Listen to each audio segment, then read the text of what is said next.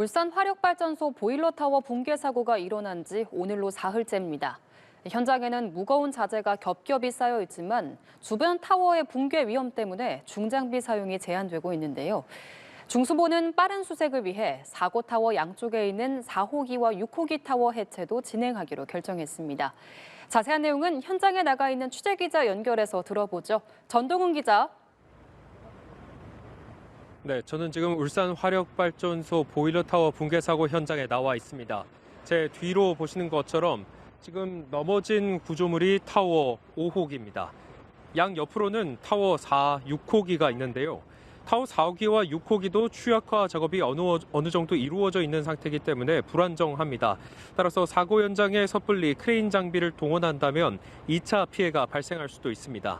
이 때문에 수색에 차질을 빚자 중앙사고수습본부는 오늘 추가 붕괴 가능성에 있는 4호기와 6호기를 해체하기로 결정했다고 밝혔습니다.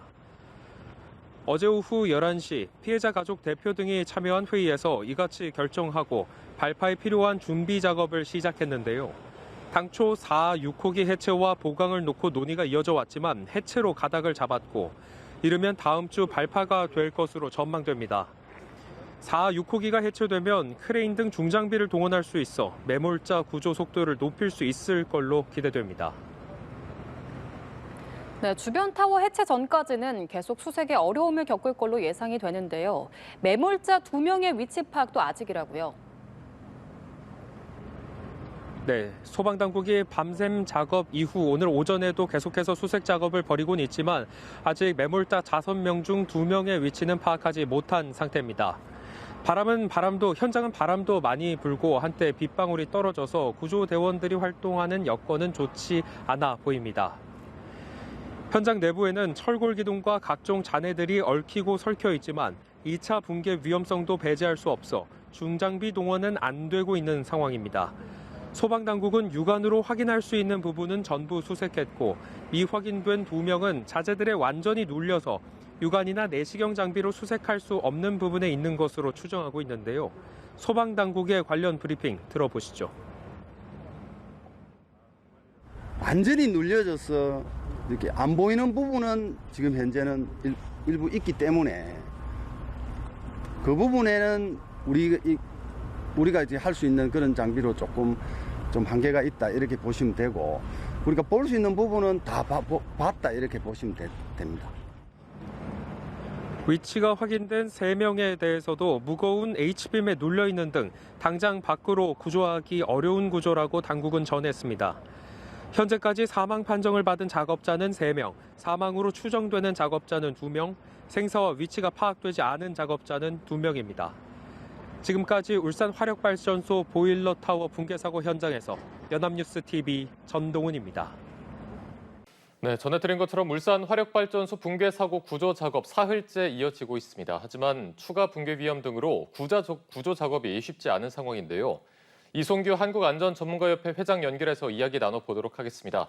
회장님 나와 계십니까? 네, 안녕하세요. 이송규 기술사입니다. 예.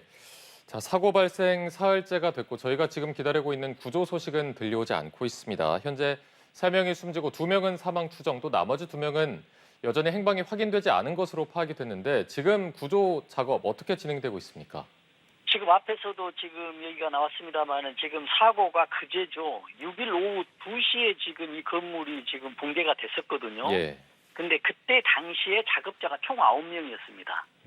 그래서 그 9명 중에 2명이 구조가 됐고요. 예.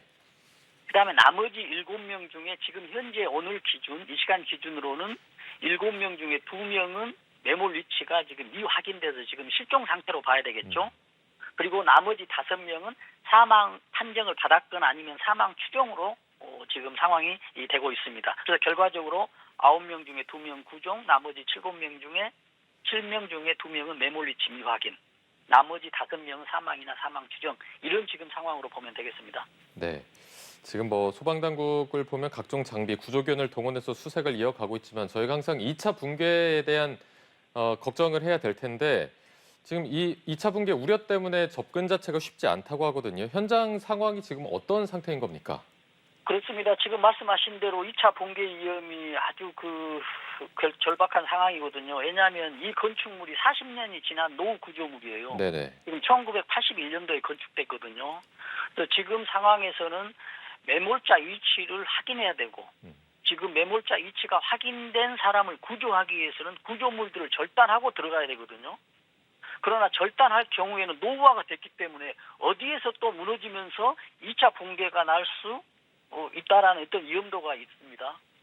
지금 이 상황에서 보면은 이 건축물이 있죠. 4호기, 5호기, 6호기 이렇게 부르거든요. 예. 그런데 지금 문제가 됐던 것은 중간에 있는 5호기가 지금 붕괴가 됐어요. 그런데 이 작업 계획이 어떻게 돼 있었냐면 4호기, 5호기, 6호기를 동시에 화약으로 발파해서 해체 작업을 할 계획을 16일 날 잡아놨었어요. 그럼 지금 며칠 남았잖아요. 예, 예. 그러면 이 작업을 하기 전에 발파하기 전에 사전에 작업을 해야 되거든요. 근데 4호기는 일단 끝났어요. 그리고 5호기 작업을 하다가 지금 붕괴가 됐거든요. 그렇다고 본다면 이번에 5호기가 붕괴되면서 그 진동에 의해서 4호기가 더 움직임이 더 많았을 것이다. 이런 예측이 가능하거든요. 6호기보다도. 그래서 이런 위험한 상태로 보면 되겠습니다. 네, 지금 뭐 저희가 화면에서도 봤지만 이제 건물 자체가 비스듬하게 기울어져 있는 상태 그리고 잔해물들이 굉장히 얽혀 있는 모습을 볼 수가 있었는데 이런 붕괴 사고 같은 경우에 일반적으로 골든 타임이 있지 않습니까? 72시간 네네. 이 골든 타임이 중요하다고 하는데 오늘이 이제 사고 사흘째이기 때문에 생존 가능성은 저희가 어떻게 봐야 되겠습니까? 그렇습니다. 지금 골든타임은 일반적으로 72시간이거든요. 그래서 사고 발생일 그제 6일 2시경으로 기준으로 하면 지금 10시잖아요. 그러면 약 43시간이 지나서 지금 골든타임에 해당이 되거든요. 예. 그래서 이제 정말 그 1분 1초가 바쁜 상황인데 지금 골든타임 72시간 했는데 우리가 그 전에 삼풍백화점 붕괴가 됐었잖아요. 1995년도에. 그때 구조 상황을 보면 언제 구조가 가장 장기간 됐었냐면 10일 지나고 13일 지나고 17일까지 지나서 구조가 된 이런 상황도 있었거든요. 네네. 그래서 지금 상황에서 매몰자 중에서 생존 가능성도 충분히 있다고 보고 신속하게 구조 작업이 필요하지만 지금 앞에서 말씀드린 대로 2차 붕괴 위험에 대비를 해야 되겠다는 얘기입니다. 네. 지금 상황에서는 구조도 굉장히 중요합니다. 그리고 더불어서 구조자의 안전도 우선돼야 되겠습니다. 네. 자, 이번 사고 자체를 조금 더 분석을 해보자면 보일러 타워 해체를 위한 취약화 작업을 하다가 발생을 했습니다. 이제 철거를 쉽게 하기 위해서 하부 기둥을 절단하는 과정에서 붕괴가 일어났는데 일단 이런 취약화 작업 자체가 굉장히 조심스럽게 진행돼야 될 것 같거든요. 이런 통상적으로 어떤 위험들을 동반하고 있습니까? 그렇습니다. 우리가 지금 취약화 작업이라고 했는데 취약화 약하게 한다는 얘기거든요. 예. 지금 발파하기 전에 취약화 시킨다는 얘기예요. 그래서 이 용어로 이제 건축 용어로 사전 취약화 작업이라 하거든요. 발파 전에. 지금 어떤 내용이냐면 우리가 건물을 보면은 가장 힘을 받는 4개의 기둥이 있지 않겠습니까? 예. 이 기둥을 이제 화약으로 폭발을 시켜서 발파에서 수직으로 이제 내려앉게 만드는 이 작업인데 지금 4개의 기둥만을 발파시켰다 하더라도 전체적으로 자연스럽게 수직 하강으로 무너지지가 않기 때문에 네. 중간에 있는 어떤 그 보조 구조물들 있지 않겠어요? 이 구조물들을 사전에 작업자가 건물 타워에 올라가서 용접으로 절단하는 그런 과정이거든요. 그래서 굉장히 위험한 작업이라고 볼 수가 있겠습니다. 그래서 이번 사고도 사전 취약화 작업 중에 있었기 때문에 아주 위험한 상황이었다라고 있습니다. 그래서 이런 구조물들을 할 때는 여러 가지 어떤 안전성이나 위험성들을 평가하고 관리를 할 필요가 중요한 요인이 됩니다. 네, 말씀해 주신 대로 이제 4개의 기둥은 발파하고 보조 구조물에 대해서 사전에 절단하는 작업이 있는데 그 무너지는 영상 같은 거를 저희가 봤을 때 한쪽으로 쏠리면서 무게중심이 무너지면서 붕괴된 것으로 보이거든요. 그래서 와이어를 설치하지 않았거나 구조물이 작업 중에 뭐 뒤틀렸다 이런 지적도 있는데 가장 직접적인 붕괴 원인은 어떤 걸로 보고 계십니까, 지금? 그래서 저는 이제 이렇게 보고 있거든요. 우리가 철거 작업을 하면은 철거 작업 계획서를 작성을 하거든요. 예. 그러면 그 계획서대로 작업을 하게 돼 있습니다. 왜냐면 우리가 이제 붕괴가 됐으면은 철거 작업 계획서 자체에 하자가 있는지를 확인해야 되겠죠. 그리고 그 다음에 철거 계획서가 하자가 없다라고 한다면 작업하는 과정에서 철거 작업 계획서대로 작업을 진행했는지 이 두 가지 경우가 관건이거든요. 예. 그런데 여기서 이제 우리가 또 유추해 볼 수 있는 것은 혹시라도 공사 기간이나 공사 비용을 절감을 이유로 뭐 서두르거나 위험 작업을 택하지 않았을까라는 이런 것도 지금 우리가 예측해 볼 수가 있거든요. 그리고 또 우리가 철거 작업 계획서를 작성할 때 중요한 것은 안정성 평가를 해야 되거든요. 지금 상태에서는 부식도가 굉장히 많잖아요. 그래서 똑같은 4, 5호기, 6호기 똑같은 작업 현장에 위치해 있다 하더라도 4호기, 5호기, 6호기별로 부식도가 다를 수가 있어요. 같은 건물이라도 일부가 부식도가 다 다르거든요. 왜냐하면 환경 요인이나 어떤 환경 구석 같은 데서는 더 부식이 빨라지잖아요. 네네.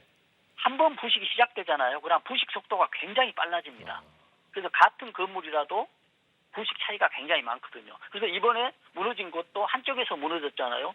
그쪽이 가장 약했고 부식도가 심했다라고 볼 수가 있겠습니다. 그래서 말씀하신 대로 직접적인 원인은 철거작업 계획서가 정상대로 작성되어 있느냐 아니면 계획서는 작성되어 있는데 계획서대로 했는지 그리고 이런 것들을 총괄하기 위해서 공사 현장에 감리가 있고 작업 현장 소장이 있었는데 이런 것들이 융합적으로 어떻게 일이 진행됐는지가 이제 문제가 되겠죠. 네, 지금 말씀해 주셨을 때 이제 부식도가 많이 진행이 됐다. 그리고 환경 요인에 따라서 부식 정도나 속도가 다르다고 말씀해 주셨는데 이게 보일러 타워가 바닷가 인근에 설치되어 있어서 이런 부식이 더 좀 속도가 빠를 것이다라는 분석도 있거든요. 이런 부분도 가능성을 미쳤을까요? 이게 굉장히 중요한 내용이거든요. 지금 부식은 한 번 시작되면 굉장히 빨라진다고 했잖아요. 예. 그래서 지금 해안가에서는 염분 부식이 있거든요. 우리가 부식이 된다, 철이 부식이 된다는 얘기는 뭐냐면 산화작용이 된다는 얘기거든요. 산화란 얘기는 산소 화합이 된다는 얘기거든요. 그러니까 바닷가는 산소 농도가 높아요. 왜냐하면 지금 바다에 있는 이런 유기물들이 여러 가지가 광합성 작용을 하기 때문에 우리 지구상에 있는 산소를 바다에서 절반 이상을 생성을 하고 있거든요. 그렇기 때문에 바다 옆에는 산소 농도가 높습니다. 그렇다는 얘기는 산화작용이 많다는 얘기죠. 산화작용이 많으면 녹이 쓴다는 얘기잖아요. 거기다가 플러스 염분이 있으면은 염분 산화작용, 녹 쓰는 것을 촉매시키는 촉매제 역할을 하거든요. 그래서 아주 위험합니다. 그래서 우리나라는 아니지만 해외 같은 경우는 미국이나 일본, 유럽, 호주는 염분 부식 지도가 있어요. 해안에서 몇 메타, 몇 킬로 떨어진 것에서는 염분 부식도가 있기 때문에 이걸 공식화로 해서 건축 현장에 활용을 하는데 우리나라는 염분 부식 지도 자체 용어도 지금 생소한 상황이기 때문에 앞으로는 어떤 정부나 지자체 전문가들에서는 염분 부식 지도를 어떤 공식화할 것을 좀 검토가 꼭 필요합니다. 네, 이게 부식 정도가 어떤 위치나 이런 요인마다 다 다르다고 말씀해 주셨는데 이 사고가 난 네네. 보일러 타워에도 4개의 큰 기둥이 있다면 이 기둥마다도 부식 정도가 다 달랐을 가능성도 있습니까? 당연하죠. 왜냐하면 똑같은 건물이었어도 부식 환경이 상황마다 위치마다 몇 메타 떨어져도 상황이 다르거든요. 그렇다면 어떤 이유에서든지 공사가 불량했을 경우에도 부식이 발생할 수가 있거든요. 예. 보통 우리가 페인트 같은 거 칠하잖아요. 이것은 산화 방지, 항산화 작용을 위해서 페인트를 칠하거든요. 이 얘기는 뭐냐면 산소를 실드시키는 거예요. 산소 침투를 하지 않게. 그러면 그 어떤 페인트가 이런 것들이 작업이 불량이 돼서 부식이 시작이 된다라고 했다고 한다면 어느 한 부분에서 부식 속도가 굉장히 빨라져 버리는 거예요. 또 부식이 되잖아요. 그러면 철근이나 이런 것들이 굵기가 2배 이상 굵어져 버리거든요. 네. 그러다 보면은 어떤 평의 힘의 불균형이 발생해서 어떠한 조금만 힘이 가하더라도 무너지는 이런 상황이 발생할 수 있는 것은 충분한 용인이 됩니다. 네. 자, 이번 보일러 타워가 공작물로 분류돼서 지자체 해체 신고나 허가 절차가 없었습니다. 그래서 아까 말씀하신 게 계획서대로 좀 잘 지켜졌는지 봐야 된다 이런 부분 말씀해 주셨는데 이렇게 뭐 신고나 허가 절차가 없었기 때문에 이런 부분도 안전의 사각지대로 볼 수 있을까요? 그렇습니다. 굉장히 이것도 중요한 내용이거든요. 지금 가장 중요한 제도적인 미비입니다. 여기는 정말로 안전사각지대입니다. 왜냐하면 지금 건축법에 건축물이라는 용어가 나오거든요. 그래서 건축물이란 뭐 지붕, 기둥, 벽으로 되어 있고 이렇게 구성이 되어 있어요. 근데 지금 지붕, 기둥, 벽으로 되어 있잖아요. 네. 그래서 건축물로 보는데 법상으로는 건축물이 아니고 공작물로 본다는 얘기예요. 공작물이라는 얘기는 건축물이 아니기 때문에 건축물 대장에 없고 건축 허가도 받지 않아야 되고 철거하더라도 건축 허가 신고 대상이 전혀 안 되게 버립니다. 그래서 이제 대법원 판례가 있어요. 1982년도 보니까 어떻게 되냐면 건축물이란 지붕, 기둥, 벽으로 되어 있다 하더라도 인간의 거주 또는 활동을 위한 공간을 형성하는 것을 말한다라고 규정을 대부분 판례가 있었기 때문에 지금 이번에 보일러 타워, 발전소에 있는 보일러 타워는 인간의 거주 활동과는 상관이 없기 때문에 이것은 건축물이 아니다, 공작물이다 라고 지금 하고 있어서 제도적으로 빨리 시급히 당장이라도 보완해야 될 그런 상황으로 보입니다. 네, 자 이번 참사가 지난 7월에 이제 노동자 추락 사고가 있었던 한국 동서발전 공사 현장에서 또 발생한 부분입니다. 항상 이렇게 인명 피해가 반복될 때마다 근본적인 대책 마련이 시급하다 이런 말이 많이 나오는데 이런 참사 막기 위해서 어떤 대책이 필요하다고 보십니까? 그렇습니다. 우리가 지금 한국 동서발전은 우리가 공공기관이 360여 개 정도 되거든요. 그 360의 공공기관 중에서 공기업이 36개가 있습니다. 가장 큰 공기업이 36개, 그 중에 하나가 동서발전인데 이런 현장에서 이런 사고 발생했다는 굉장히 안타깝습니다. 지금 이재명 대통령께서 과잉으로 안전을 대비하라고 지시했지만은 실제 공기업이나 현장에서는 현실과 다르거든요. 그래서 지금 저는 어떻게 판단하냐면 대통령 지시로 인해서 안전의지는 아주 높습니다. 안전해야 될 의지는 높은데 안전의 보장은 안전의지만으로 해결되지 않아요. 거기에 플러스 뭐가 해야 되냐면 안전에 대한 관리 능력이 있어야 됩니다. 결과적으로 안전을 보장하기 위해서는